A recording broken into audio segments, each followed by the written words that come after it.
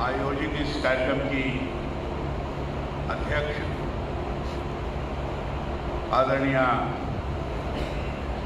सीमा द्विवेदी जी, राज्यसभा सांसद, यहाँ विशिष्ट अध्यक्ष, विशिष्ट अतिथि, उत्तर प्रदेश सरकार के अंदर स्वतंत्र प्रभार राज्य मंत्री आदरणीय दिनेश सिंह जी, जौनपुर के ही विधायक और उत्तर प्रदेश सरकार में राज्य मंत्री आदरणीय गिरीश चंद्र यादव जी, विधायक श्री रमेश जी, पूर्व सांसद और उमानाथ जी के सुपुत्र आदरणीय केपी सिंह जी, इस विद्यालय के प्रबंधक आदरणीय राघवेंद्र सिंह जी, हमारे प्रतापगढ़ के नगर पालिका के अध्यक्ष, पूर्व विधायक और उमानाथ सिंह जी के दामाद आदरणीय श्री हरिप्रताप सिंह जी, हमारे मित्र श्री सुरेंद्र प्रताप सिंह जी, पूर्व विधायक श्रीमती सुषमा पटेल जी, अन्य सभी जो यहाँ वरिष्ठ जन हैं, बब्बू सिंह जी हैं, प्रिंसिपल साहब हैं, हमारे और लोग भी हैं, सभी सम्मानित जन,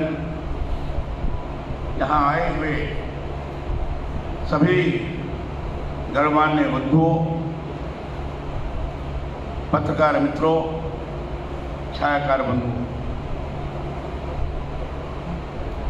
उमानाथ सिंह जी के पुण्यतिथि के अवसर पर आज मुझे यहाँ आने का अवसर प्राप्त हुआ। इससे पहले भी अशोक सिंह जी ने मुझे आमंत्रित किया था,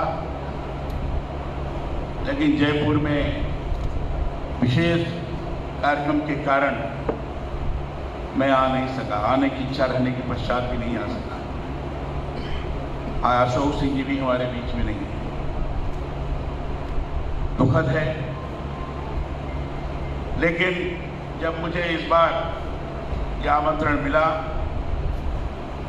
इस पुण्यतिथि के अवसर पर मैं उपस्थित रहूं, मैंने तत्काल निर्णय लिया कि मैं निश्चित रूप से यहाँ आ जाऊंगा और आप सबों का दर्शन भी करूंगा और उमानाथ जी के पुण्यतिथि के अवसर पर अपने विचार को भी व्यक्त करूंगा। उमानाथ सिंह से मेरा बड़ा पुराना संबंध और बड़ा घनिष्ठ संबंध है। मैं राष्ट्रीय स्वयंसेवक संघ के प्रचारक के रूप में गोरखपुर में था 63, 64, 65 और वहीं हमारे विभाग प्रचारक के रूप में इसी जनपद में ठाकुर राजनीश सिंह जी भी थे। राजनीश सिंह जी से उमानाथ जी का बड़ा घनिष्ठ संबंध था, तो उमानाथ जी मिलने के लिए बराबर गोरखपुर जाते थे। वहीं मेरा उनका परिचय हुआ और निकटता भी हुई। बाद में संगठन की योजना के अनुसार प्रचारक रहते हुए मुझे भारतीय जनसंघ का संगठन मंत्री सन 68 में बनाया गया और उस समय मैं संगठन मंत्री के रूप में कार्य करने के लिए इस क्षेत्र में आया। केंद्र मेरा आजमगढ़ था, लेकिन ये सारे जिले हमारे कार्य क्षेत्र के अंतर्गत थे और इसलिए यहाँ जौनपुर में निरंतर मेरा आना होता था। उमानाथ जी के साथ रहना भी होता था, उन्हीं के घर पर मैं रुकता भी था। तो एक पारिवारिक लगाव था और पारिवारिक लगाव होने के नाते विशिष्ट प्रकार का अपनेपन का भाव, क्योंकि मैं जिस संगठन से यहाँ आया था उस संगठन के अंदर चारित्रिक दृढ़ता, नैतिकता को प्राथमिकता देते हुए कार्य करने का अवसर मिला था। उसी आधार पर लोग काम भी करते थे आगे, और इसलिए मैं उसी रूप में लोगों को देखने की कोशिश भी करता था। जहां कमी लगती थी उसको इंगित कर ठीक करवाने का भी प्रयास करता था। मैं कह सकता हूं उमानाथ सिंह जी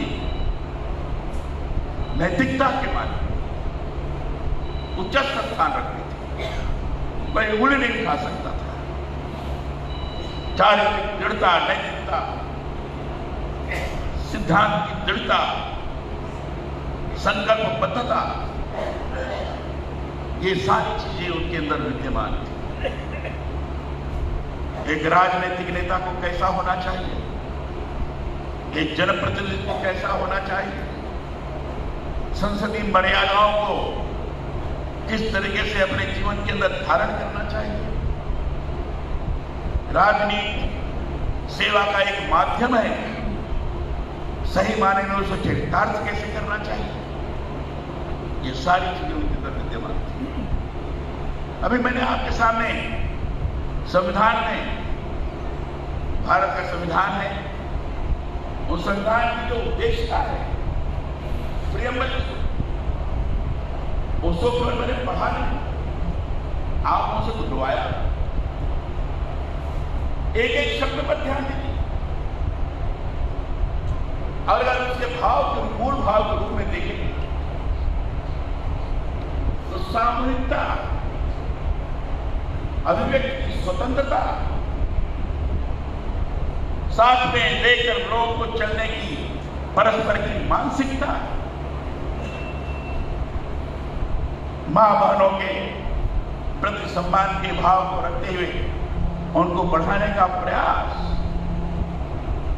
राष्ट्रीय एकता और अखंडता को सुनिश्चित करने वाली बंधुता, ये उसके अंतर्गत वर्णित है। और हमारे संविधान के निर्माता ने इन सारी चीजों को लगते हुए संविधान 26 नवंबर 1949 बहुत स्वीकार कर लिया। अगर इस कसौटी पर उमानाथ जी को हम कसे तो लोकतंत्र के ऊपर अगर हमला होता है वो बर्दाश्त नहीं कर सकते, उसके खिलाफ संघर्ष करने में संकोच नहीं करते। 13 सितंबर 1994 जो हल्ला बोल की घटना हुई वो लोकतंत्र पर हमला, दैनिक जागरण और अमर उजाला के खिलाफ वो हल्ला बोल का कार्य।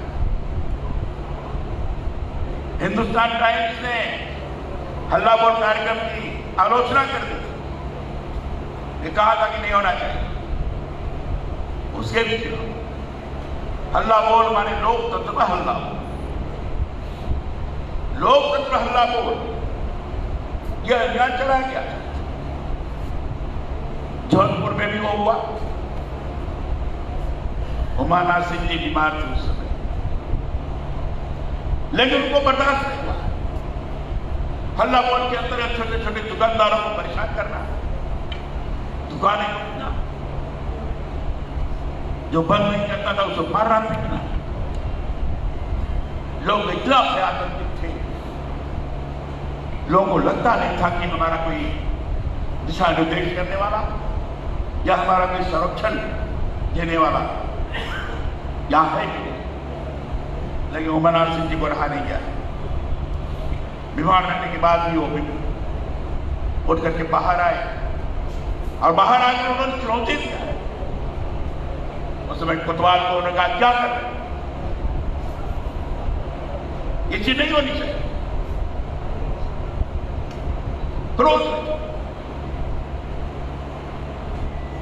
क्रोध में थे, उस तरह के अत्याचार के विरुद्ध आवाज उठा रहे थे, स्वाभाविक रूप से बदमाश लोगों ने हल्ला मचाया। ऐसे में एकाएक गिरे और उन्होंने एक तरह से लोकतंत्र के लिए कुर्बानी, लोकतंत्र को बचाने के लिए कुर्बानी। ये जो पत्रकारिता है, लोकतंत्र का चौथा स्तंभ है, इसको बचाने के लिए अपने जीवन को उन्होंने समर्पित कर दिया। मुझे अच्छी तरह से पता है कि कहीं भी किसी भी प्रकार का अत्याचार होता था वो फिर जाते, संकोच नहीं करते, लोगों को संगठित करने की अद्भुत क्षमता भी थी। सभी लोगों को साथ मिलकर चलना उनकी क्षमता का, उनकी शक्ति का कैसे सदुपयोग हो सकता है उसको भी लगाने का प्रयास करना। जौनपुर गोमती के तट पर अवस्थित है। यहां की संस्कृति, यहां की सभ्यता, यहां की कार्यशैली इन प्रकार की है। उमानाथ जी जहां भी जाते थे यहां की संस्कृति को भी, सभ्यता को भी उजागर करते थे और लोग कहते लगता है उमानाथ जी आप जौनपुर के। उनके व्यवहार शैली, यहां के कार्यशैली को प्रकट करते थे। तो यहां की कार्यशैली कैसी है उसका भी लोगों को अनुभव कराना, प्रामाणिकता और ईमानदारी के साथ जनप्रतिनिधि रहते सेवा में अपने को लगा देना और कोई उपयुक्त बात है जिसको सभी लोगों से मनवाना चाहिए, वो सभी दल के लोगों के साथ परस्पर विचार विमर्श करते हुए कैसे उनको अपने पक्ष में ले लेना है, ये भी उनके अंदर अद्भुत होता है। अद्भुत ये सारा उन्होंने अपने जीवन काल में किया। जौनपुर के विकास के लिए हमेशा चिंतित रहा। मंत्री थे तो भी उन्होंने काम किया था और बाकी के दल की सरकार थी तो सरकार ने भी बिना अपना सैद्धांतिक समझौता किए हुए वहां से जौनपुर के विकास के लिए जो भी आवश्यक चीज थी उसको लगातार करवाने का प्रयास करते थे। क्योंकि मैं संख्या मंत्री था, 1977 का काल आपको याद है, जनता पार्टी की सरकार बनी थी उस समय। उसके पहले इमरजेंसी थी और इमरजेंसी के दौरान मैं भी 19 महीने जेल में था। जब जेल से बाहर निकला उस वक्त चुनाव की घोषणा हो गई। चुनाव में जबरदस्त विजय भी हुई, सरकार भी बनी, लेकिन दुर्भाग्य से उस समय उमानाथ जी नहीं चुनाव जीत पाए थे। मैं उनको अवसर लेकर अपने साथ जाया करता था। एक दिन उन्होंने कहा कि कलराज जी, हम लोग के लिए आप इतनी चिंता करते, ये हो जाए वो हो जाए, ऐसा कर दें, जब देखो तब आप चर्चा करते रहते हैं, अपने बारे में आपने कभी सोचा है? मैंने कहा मैं जैसा हो सके, मैं तो संघ का प्रचारक हूँ, प्रचारक रहते हुए मैं संगठन मंत्री बनाऊं, हमें कुछ नहीं चाहिए। नहीं, हम आपको एक जानने चलते हैं, जब एक बार आपके बारे में जानकारी होनी चाहिए। तो बनारस हिंदू विश्वविद्यालय में एक प्रोफेसर थी, उनका नाम था डॉक्टर गलगली। वो डॉक्टर गलगली मां के देवी की पुजारी, कुछ इंट्यूशन का भी था। उमानाथ जी ने बताया कि हमारे बारे में कई चीजें उन्होंने बताई थी और इस बार जो मैं हारा हूं इस बारे में भी उन्होंने बताया था। हम चाहते हैं आप भी चले, आप भी कुछ हमें मैं अपने कुछ चलने के लिए आप कह रहे हैं, मैं चल सकता हूं। चला गया। तो उनसे डॉक्टर गगली से महाराज जी ने कहा कि डॉक्टर साहब कलराज जी केवल हम लोगों के लिए चिंतित रहते हैं, हम लोगों को ही आगे बढ़ाने के उसमें पड़े रहते हैं, अपने बारे में सोचते नहीं, क्या कुछ है कि नहीं है, जरा इनके बारे में विचार करें। हमने कहा कि हम क्या कह रहे हैं? उन्होंने कहा नहीं, आपके बारे में समझो, मुझे भी अभी भी अब मैं बात कर रहा हूँ तो मैं वही चित्र, वह सारा स्वरूप सामने पर लग रहा है। महाराज जी यहाँ बैठे हुए हैं, डॉक्टर गगली है, बात कर रहे हैं, ये पर्दा जरूर दिखाई दे रहा है। डॉक्टर गगली ने हाथ में चावल लिया और मुझे किसी फूल का नाम लेने के लिए उन्होंने बताया, इस फूल का आपने नाम लिया? मैंने कहा जी। आप आश्चर्य करेंगे कि 5-7 मिनट बाद डॉक्टर गगली ने कहा, अरे आप यहाँ कैसे पढ़े गए? आपको दिल्ली जाना चाहिए। बोले डॉक्टर साहब क्या बात करें? कि नहीं, मैं कह रहा हूं आपको दिल्ली जाना चाहिए, बहुत जल्दी आप दिल्ली जाए। हमने कहा ऐसा कोई नहीं। उन्होंने कहा कि नहीं, आपको जाना पड़ेगा। मैंने कहा दिल्ली जाना रहा होगा तो मैं भी लोकसभा का चुनाव लड़ा, तो मैं तो चुनाव लड़ा नहीं, तो दिल्ली कैसे जाए? कि नहीं, चाहे जो इतने विश्वास के साथ उन्होंने कहा कि आपको दिल्ली जाना चाहिए। और आप आश्चर्य करेंगे, मैंने कभी किसी से कहा नहीं कि मुझे ये बना दो, मुझे वो बना दो, कभी नहीं किसी से। लेकिन आप आश्चर्य करेंगे, दिल्ली में 1 महीने के बाद राज्यसभा चुनाव के लिए उम्मीदवारों के बारे में चयन की प्रक्रिया प्रारंभ हुई थी, तो उसे मुझे बुलाया गया। उत्तर प्रदेश से 3-4 लोग थे, उसे मैं था विचार करें। उससे मैंने उमानाथ जी का नाम रखा था। उमानाथ जी का यहाँ से नाम रखा था। मोहनलाल कपूर मेरठ के थे, वो बड़े पुराने अपने कार्यकर्ता थे, जीवित नहीं होगी, उनका भी नाम, कई लोगों का नाम पता था। वहां जाने के बाद आदरणीय चंद्रशेखर जी थे, रामधन वगैरह सब थे, और भी सब लोग थे जनता पार्टी के। बाद में मुझे भंडारी जी थे जो संगठन काम देखते थे, उन्होंने मुझे बुलाया, क्या तुम्हारा नाम चल रहा है? हम कह रहे ये कैसे हो सकता है, ये कैसे हो? तो मैं अभी बुजुर्ग थोड़े ही हुआ हूं, अभी तो मैं पूरा युवा हूं। मैंने क्या नहीं, जो कहा जाए उसको करना, मैंने नहीं जानते थे मेरे हुआ कि एकदम मना कर देगा। अब मैंने मना भी किया। प्रताप राय मिश्रा जी थे, वो संघ के पहले प्रांत के काम को देखते थे, उस समय जनता पार्टी की सरकार थी, चूंकि वो लगा दिए गए थे। उन्होंने मुझे बुलाया कि नहीं, तुमको ना नहीं करना है। और आप आश्चर्य करेंगे, मेरा नाम तय होगा राज्यसभा। तब मुझे डॉक्टर गगली की बात, उमानाथ जी कहे कि कलराज जी मैंने आपसे कहा था ना, ये सारी बातें हैं, वो केवल अपने अपने लोगों की नहीं, तो जो राष्ट्रीय काम में लगा हुआ है, जो समाज के काम में लगा हुआ है, जिसे अपना परिवार है, उसको भी कुछ होना चाहिए। और कैसे हो सकता है, इस बारे में विचार करके वो लगातार काम करने का प्रयास कर। और इसलिए मैंने घटना इसलिए बताई कि ये सोच, ये विचार, ये चिंतन सामान्य लोगों का नहीं हो सकता है। सामान्य तौर पर लोगों का चिंतन अधिकतर स्व केंद्रित होता है कि मेरा कैसे, मैं कैसे आ। लेकिन उन्होंने कहा नहीं, आप।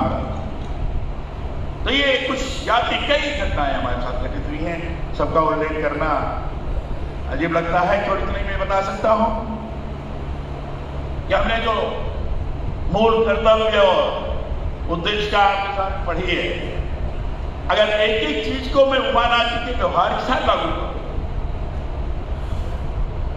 तो मैं कह सकता हूं कि लोकतंत्र के मूल कर्तव्य को, लोकतंत्र के उद्देश्यता को अपने जीवन में आचरित करने का काम उमानाथ जी ने प्रभावी तौर पर किया। और इसलिए इतनी अधिक सैद्धांतिक दृढ़ता बनी रही, कोई उनको अपने पथ से विचलित नहीं कर पाया। क्योंकि इसके कारण सैद्धांतिक चर्चा बनती है। जब व्यक्ति के अंदर समानता का भाव, परस्पर का विश्वास स्थापित होता है, समाज को लेकर चलने की प्रवृत्ति जागृत होती है, जन सेवा काम करने की मानसिकता से आगे बढ़ता है, तो स्वाभाविक रूप से उस व्यक्ति के बारे में कहा जा सकता है कि संविधान के अंदर जो वर्णित मूल कर्तव्य है उसको अपने जीवन में आचरित करने का प्रयास किया है। मूल अधिकारों के बारे में, मौलिक अधिकारों के बारे में संविधान के अंदर बातें तो बहुत करते हैं, ये मेरा मौलिक अधिकार है, लेकिन मौलिक अधिकार की बात तो करते हो, लेकिन तुम्हारा कुछ मौलिक कर्तव्य भी तो है। 11 मैंने मौलिक कर्तव्य आपको पढ़ के सुना है। हिंसा नहीं करना, राष्ट्र की सेवा करना, श्रद्धा केंद्रों पर विश्वास रखते हुए उसे आगे बढ़ाना, राष्ट्रगान का सम्मान करना,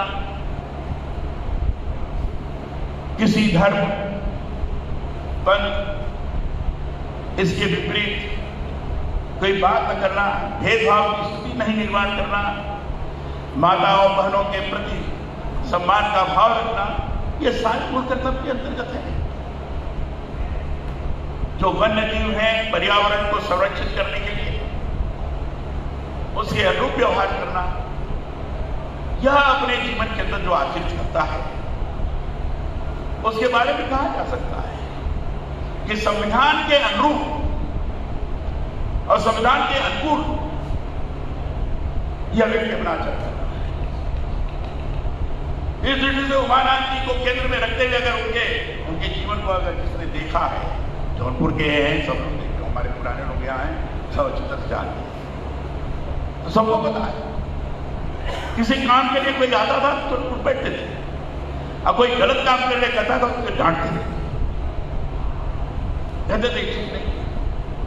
लेकिन सामान्य तौर पर लोग किसी अत्याचार के शिकार न बने, प्रशासनिक अधिकारियों के साथ भी अच्छा संवाद बना रहे ये भी प्रयास करते थे, लेकिन प्रशासनिक अधिकारी कहीं अगर गलत काम करते थे तो उसको बर्दाश्त नहीं करते थे और सीधे कहते थे कि आपका काम ठीक नहीं। और लोकतंत्र की मर्यादा के अनुसार जो विरोध करने के तरीके हैं उसको भी अपनाते थे, जिसके अंदर हिंसा ना हो, जिसके अंदर तोड़फोड़ ना हो, जिसके अंदर मर्यादाओं को विनष्ट करने की स्थिति ना हो, ऐसे विरोध के तरीके अपनाकर चलते थे। और रैली होती थी, सारी चीजें होती थी, जहां आकर कहा जाता था कि नहीं आप इससे आगे नहीं जा सकते, तो वहां संघर्ष करते थे, लेकिन लड़ाई झगड़ा नहीं करते, बैठ जाते थे, ठीक है मैं धरना करूं, हमें लेके चलो। हमारे साथ भी हुआ है, यही जौनपुर में ऐसी रैलियां हुई प्रदर्शन में जिसमें मेरा महाराज जी रहे, और प्रदर्शन के अंतर्गत जब आ गया प्रशासन रोक लगा दिया तो हम उनको उत्तेजित नहीं करते थे कि हमारे ऊपर लाठीचार्ज किया है, हमें लोग मारे हैं, मैं इसको अच्छा नहीं मानता। वहीं बैठ जाते पकड़ कर ले जाते, ठीक है मैं बस से पकड़ के ले जाऊं, धरना देते। ऐसा कार्य जो हिंसा को न प्रोत्साहित करे, हिंसा को प्रोत्साहित करने वाला कार्य जब हम करते हैं तो हम अपने मौलिक कर्तव्य के विपरीत काम करते हैं, संविधान के अनुकूल काम नहीं करते। लोकतंत्र के अंदर सारी चीजें विद्यमान हैं, विरोध के तरीके भी विद्यमान हैं, अपनी बात कहने के तरीके भी विद्यमान हैं, लेकिन उसको ढंग से करना चाहिए, मर्यादाओं को ध्यान में रखकर चलना चाहिए। दुर्भाग्य है उसका पालन आज नहीं हो रहा है, चाहे विधानसभा हो, चाहे लोकसभा हो, चाहे राज्यसभा हो, चाहे विधान परिषद हो, पालन नहीं हो रहा है। सारी मर्यादाओं को समाप्त कर देने की कोशिश की जा रही है। लोग विचार या अभिव्यक्ति की प्रक्रिया को आगे नहीं बढ़ा, बल्कि अपनी बात ना कहकर उपद्रव कर रहे हैं। सदन की मर्यादा को एकदम अवमूल्यित कर दिया गया है। जब विधानमंडल और संसद के अंदर सदन की मर्यादा को अवमूल्यित कर दिया जाता है, उसे सामान्य आचार संहिता को उल्लंघित किया जाता है, तो लोकतंत्र कमजोर होता है, जनसेवा बाधित होती है। जो संसद और विधानमंडल जनसेवा के लिए, जन कल्याण के कानून बनाने के लिए, हम वहां उस तरह का वातावरण का निर्माण ही नहीं कर पाते हैं कि जनसेवा संबंधित कानून बन जाए, अपनी बात भी कहने का अवसर नहीं प्रदान करते। कैसे स्थिति का समुचित तौर पर उपयोग होगा? उमानाथ जी इन मर्यादाओं को समझते थे। चाहे सदन हो, चाहे बाहर हो, दोनों में जन कल्याण के अंदर बाधा पैदा करने वाली अगर कोई चीज होगी तो उसको बर्दाश्त नहीं कर सकते। यह उमानाथ जी का एक जीवंत स्वरूप था जो हम सब लोगों को लिए प्रेरित करता है। हमें जरूर आशा करता हूं कि जो जनप्रतिनिधि हैं, जो राजनीतिक कार्यकर्ता हैं, जो सामाजिक कार्यकर्ता समाज के क्षेत्र में काम करने की दृष्टि से आगे बढ़ते हैं, उनको इन सारी चीजों का ध्यान रखना बहुत आवश्यक है। आचार संहिता को अपने जीवन में आचरित करते हुए लोगों के कल्याण के, लोगों के हित के, सार्वजनिक हित की चिंता करें। सर्वजन सुखाय सर्वजन हिताय की भावनाओं को चरितार्थ करते हुए आगे बढ़े। अगर ये करते हैं तो स्वस्थ लोकतंत्र विकसित होता है, और ऐसा स्वस्थ लोकतंत्र विकसित होगा कि उसकी सुदृढ़ता को कोई विनष्ट नहीं कर सकता। आज इसकी जरूरत है, इसको अपने व्यवहार में लाने की आवश्यकता है। और इस संदर्भ में उमानाथ जी के व्यक्तित्व को सामने रखने का विचार करना चाहिए। उनके जो सारे गुण रहे हैं, उन गुणों को इसके अंतर्गत देखने की कोशिश करनी चाहिए। और जब से देखेंगे तो निश्चित रूप से मैं कह सकता हूं कि हमने उमानाथ जी की सही माने में पुण्यतिथि मनाई है। पुण्यतिथि मनाते समय इन सारी बातों का स्मरण रखना चाहिए। मुझे बड़ी प्रसन्नता है कि लगातार मना रहे हैं। मैं राघवेंद्र जी को, हमारे केपीसी जी को और उमानाथ जी, शहीद उमानाथ सिंह स्मृति संस्थान, मैं इसके लिए बधाई देता हूं कि प्रतिवर्ष आप ये पुण्यतिथि दिवस मनाते हैं। इसके लिए आपको बहुत बहुत साधुवाद और बहुत बहुत बधाई। इतनी बात कहकर मैं फिर से उमानाथ जी के प्रति श्रद्धांजलि अर्पित करते हुए अपनी वाणी को विराम देता हूँ। बहुत